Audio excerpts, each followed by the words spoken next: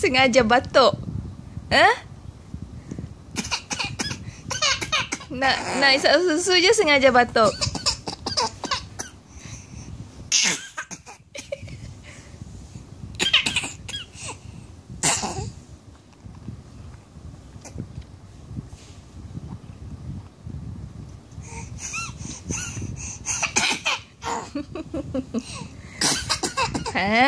Main-main lah.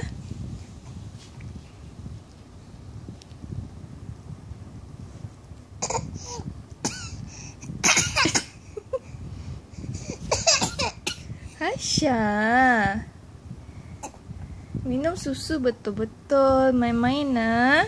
Sengaja lagi batuk,